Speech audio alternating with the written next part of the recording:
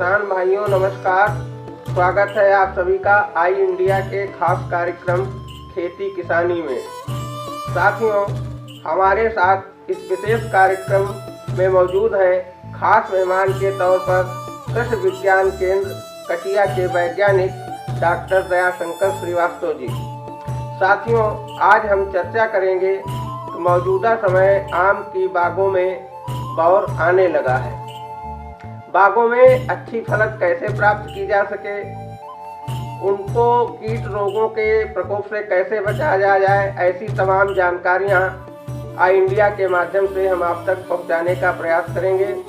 आइए मुखातिब होते हैं अपने खास मेहमान डॉक्टर दयाशंकर श्रीवास्तव जी से। डॉक्टर साहब, स्वागत है आपका खास कार्यक्रम खेती किसानी में। डॉक्टर साहब, हम चर्चा करना चाह रहे हैं कि किसानों को आपके माध्यम से जानकारी मिले कि आम के बागों में लगने वाले कीट रोगों को कैसे बचाया जाए, जिससे आम बागवान अपने बागों में अच्छी फलत प्राप्त कर सकें। जी बिल्कुल।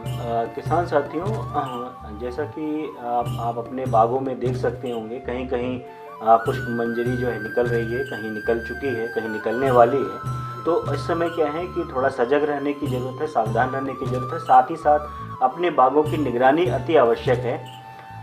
जो कि जब बाग निकलते हैं तो आप देखते हैं कुछ कीड़े जो है पहले से ही मौजूद होते हैं खेतों में, आप बागों में अपने जो पत्तियों में जो है छिपे रहते हैं, आपको नहीं दिखाई देते। लेकिन जैसे ही जो है उसमें पुष्प निकलना शुरू हो जाता है, वैसे ही उसमें कीटों का प्रकोप हो जाता है, जिससे कि हमारा जो पुष्पन क्रिया है वो प्रभावित होती है और जो है बाग जिसमें फल जो है बनने बाधित हो जाते हैं। तो ऐसे समय में आपको ध्यान रखने की आवश्यकता है कि यदि पहले से ही अगर उसमें गंदे जाले लगे हुए हैं या पत्तियों पे काले धब्बे लगे हुए हैं और पुष्प निकलना भी बाकी है, तो आप जो है उसमें एक रस चूसक कीटों का प्रकोप अगर हुआ है तो उसमें रस चूसक कीटों के नियंत्रण के लिए प्रोफिनोफास दवा या थायोमेथाक्साम जो है इसका प्रयोग आप कर सकते हैं। और साथ ही साथ जो है कुछ जगहों पे आप देखेंगे कि अगर पत्तियों के धब्बे काले धब्बे बने हैं तो ये रस चूसक कीट जो होते हैं ये अपने पीछे मधुस्राव स्रावित करते हैं। मधुस्राव स्रावित करने से पत्तियों पे काले धब्बे जम जाते हैं, इसको काला फफूंद भी कहते हैं, जिससे कि प्रकाश संश्लेषण की क्रिया बाधित हो जाती है। जब प्रकाश संश्लेषण भोजन बनाने की प्रक्रिया बाधित हो जाएगी तो फलत जो है आपकी अच्छी नहीं आएगी। तो इसलिए आपके जब भी पुष्पन क्रिया होने लगे तो अपने बाग में कीट और रोग मुक्त जो है बागों को रखना बहुत आवश्यक है। तो इसमें ध्यान देते रहें, निगरानी करते रहें। और यदि इसमें जो है अगर आपको कीड़े दिखाई दे रहे हैं तब पर भी, नहीं तो सुरक्षात्मक तौर पे आप कीटनाशक का छिड़काव और एक फफूंदनाशक का छिड़काव कर सकते हैं। दूसरी बात यह है कि जब जो है फूल पूरे निकल आए, उससे तिकोरा जो पत्तियां बन रही है उस तक फिर आपको दवा का छिड़काव नहीं करना है, क्योंकि इसमें क्या है कि परपरागण की क्रिया चलती रहती है और मधुमक्खियां फिर जो है पॉलन लेने के लिए आती रहती हैं। तो उसमें अगर आप उस टाइम पे अगर आप दवा का छिड़काव करेंगे तो निश्चित तौर पे आपको उसका दुष्परिणाम मिलेगा। तो आपको उस अवस्था पे नहीं करना है, उसके पहले आप कर सकते हैं। या तो आपके जो है जब आपके दाने बन जाएं, मटर के जैसे दाने बन जाएंगे, उसके बाद से आप दवा का छिड़काव कर सकते हैं। लेकिन खास तौर से ये ध्यान रखें कि जो पुष्पन की क्रिया है उसको आपको बीच में सावधानी रखनी है ताकि नुकसान न होने पाए। दूसरी बात ये है कि जो आपके बाग हैं, जो तने हैं, उसमें भी बहुत सारी विकृतियाँ दिखाई दे जाती हैं। जैसे कि नीचे जो है हम देखेंगे तो तनों में क्या बोलते हैं बहुत सारे कीट लगे रहते हैं, या ऊपर से जो है नीचे से ज़मीन से कीट चढ़े रहते हैं, बागों की साफ़ सफाई ना होने की। तो अपने बागों की साफ़ सफाई जरूर करते रहें। जितने भी खरपतवार होते रहें उसको गड्ढों में काट करके जला दें। चूने से जो है तनों को नीचे से 2 फीट जो है चूने से पुताई करते रहें। और यदि उपयुक्त हो सके, हालांकि ये प्रक्रिया अक्टूबर माह में करनी चाहिए, अपने आम के बागों में ज़मीन से लेके 2 फीट तक एक पन्नी, सफ़ेद ट्रांसपेरेंट पन्नी चारों तरफ से लपेट करके सुतली से ऊपर नीचे बांध करके ऊपर नीचे साइड में ग्रीस लगा दें अगर आप, तो नीचे से जो कीड़े चढ़ते हैं, कभी कभी आपने देखा होगा लाल चींटियाँ चढ़ने लगती हैं। लाल चींटियाँ ये सब मधुस्राव के लिए चढ़ती हैं। जितने भी कीड़े होते हैं, बाकी वो मधुस्राव जो निकलता है मीठापन, उसके लिए अन्य कीड़े चढ़ते रहते हैं। तो अगर आप ये प्रक्रिया पन्नी की प्रक्रिया कर देंगे तो उससे चढ़ना किलो का बंद हो जाएगा, यानी दो तरीके अवरोध लग जाएगा, एक नीचे और एक ऊपर। तो इससे भी, और खासतौर से मिली बग, एक सफ़ेद गुजिया जो है बोलते हैं, वो भी लग जाती है पत्तों में, आप देखते हैं तनों में काफ़ी बैठी रहती है। तो इसको शुरुआती दौर पे इससे जो है चूने की पुताई करने के बाद पन्नी बांध कर ग्रीस अगर आप लगा देंगे तो इससे इसका कंट्रोल आप कर सकते हैं। दूसरी बात, एक जो है दहिया रोग बोलते हैं, क्या बोलते हैं, काफ़ी ज़्यादा पाउडरी क्या बोलते हैं उसमें हो जाता है। तो उसके लिए प्रकोप के अगर आपके यहाँ लग जाता है, या उसमें मौसम कहीं जो है अगर आपका विपरीत चल रहा है या वातावरण में नमी आ गई, तो इस प्रकोप के बढ़ने की संभावना बढ़ जाती है। तो इसमें क्या करना है, सल्फर युक्त तो फफूंदनाशक आता है 80% WDG, उसका 2.5 ग्राम प्रति लीटर पानी के हिसाब से अगर आप इसका छिड़काव करते हैं तो इस रोग से आप नियंत्रण पा सकते हैं। दूसरी बात यह है कि जो पोषक तत्व प्रबंधन जिन किसान भाइयों ने सही से नहीं किया है, उन्हीं की फसल फलत जो है वो प्रभावित होती है, यानी कम फलत और ज़्यादा फलत आती है। इसलिए बागों में जो है अपने पोषक तत्व प्रबंधन जरूर करते रहें, और ये ऐसा न करें कि जब फूल फल आने लगे तभी आप पोषक तत्व दें, बाकी के समय में न दें। आम का पौधा जो है पूरे वर्ष जो है अपनी देखभाल मांगता है, इसलिए बागों का अगर उचित प्रबंधन करना है तो साफ सफाई रखते रहें। NPK और माइक्रोन्यूट्रिएंट आपको महीने के अंतराल पे, माह के अंतराल पे देते रहें। गोबर की खाद या केचुआ की खाद का प्रयोग आप करते रहें, उसमें भी मिला के करते रहें। सूक्ष्म पोषक तत्वों का प्रयोग अवश्य करें। खासतौर से आप देखते हैं कहीं कहीं बोरान की कमी हो जाती है, कैल्शियम की कमी हो जाती है, जिससे कि भी फसल उत्पादन हमारा प्रभावित होता है। रही बात यह है कि आपको आगे इस टाइम पे जो अगर सिंचाई की बात करें तो शुरू में अगर आपकी सिंचाई नहीं है बागों में तो हल्की सिंचाई कर देंगे, लेकिन आपको उसको पुष्पन क्रिया के समय जो है आपको थोड़ा सा देखभाल करनी है। ज़्यादा अगर आप एक्सेस पानी करेंगे तो दिक्कत करेगा।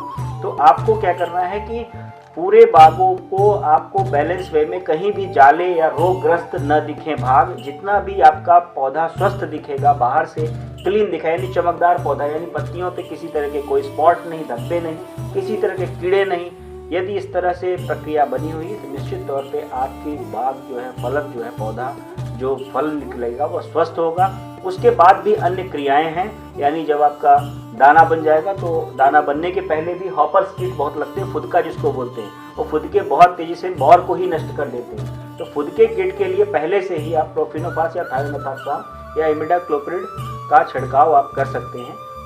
साथ ही साथ जो है आप इसके अंतराल पे उसके बाद फल मक्खियों का प्रकोप बढ़ जाता है, तो उसके लिए फ्रूट फ्लाई ट्रैप आपको मार्च के बाद से जो है लगाना शुरू कर देना है, ताकि आगे चल कर के अन्य समस्या नहीं हो।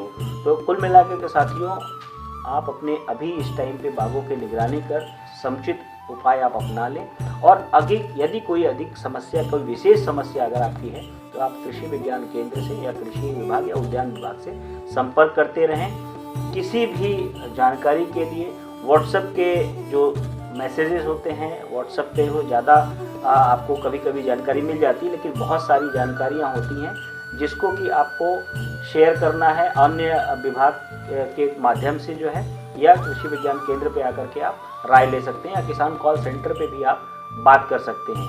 बिना किसी की सलाह से, दुकानदार की सलाह पे कीटनाशकों का प्रयोग या फफूंदनाशकों का प्रयोग न करें।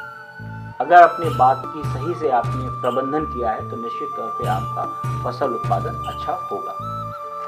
दरअसल इधर के कुछ वर्षों में सुनने को आ रहा है कि कई आम बागवान काफ़ी मात्रा में रासायनिक उसका जो है कीटनाशकों का प्रयोग कर देते हैं, जिससे ये होता है कि जो फल आते हैं उन पर उसका कुछ न कुछ प्रभाव पड़ जाता है, जो स्वास्थ्य के लिए बताते हैं जानकार की काफ़ी नुकसानदेह साबित हो सकता है।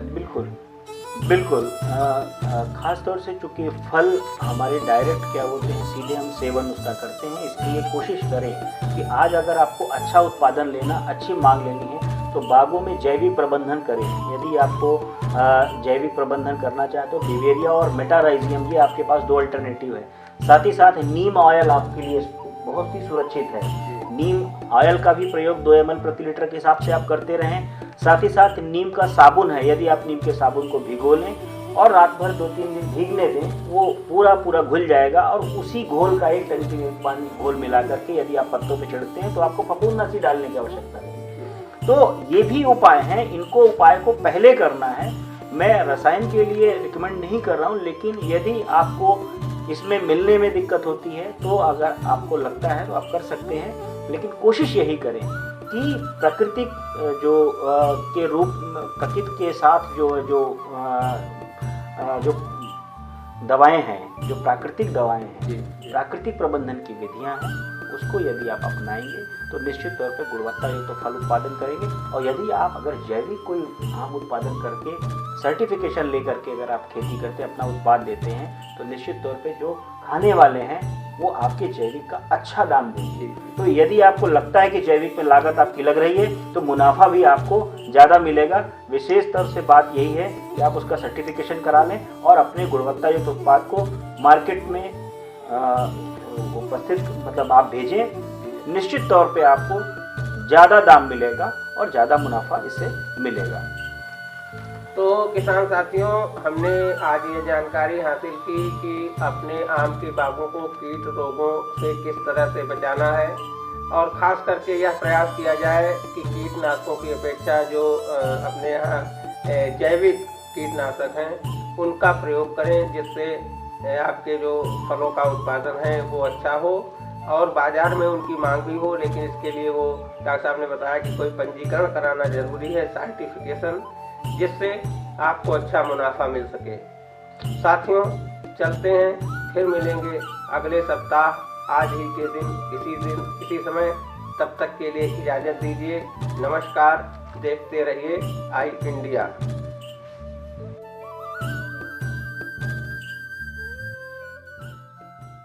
स्टूडियो आईएएस लखनऊ में ही सिविल सेवा की तैयारी के लिए एक बेस्ट फैकल्टी के साथ एक मॉडर्न कैंपस उपलब्ध करा रहा है। अब स्टूडेंट 12वीं के बाद ही आईएएस और पीसीएस की तैयारी कर सकते हैं। इसमें 12वीं के बाद आप ग्रेजुएशन करते हुए जो छात्र हैं वो आईएएस की परीक्षा के लिए तैयार किए जाते हैं। अगर आप ग्रेजुएशन कर चुके हैं तो आप हमारे स्पेशल बैच में आईएएस और पीसीएस की तैयारी कर सकते हैं।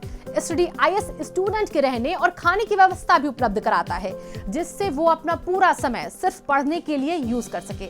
अधिक जानकारी के लिए आप कॉल करें 9517171733 पर। खबर आपकी, नजर हमारी। देखते रहिए आई इंडिया।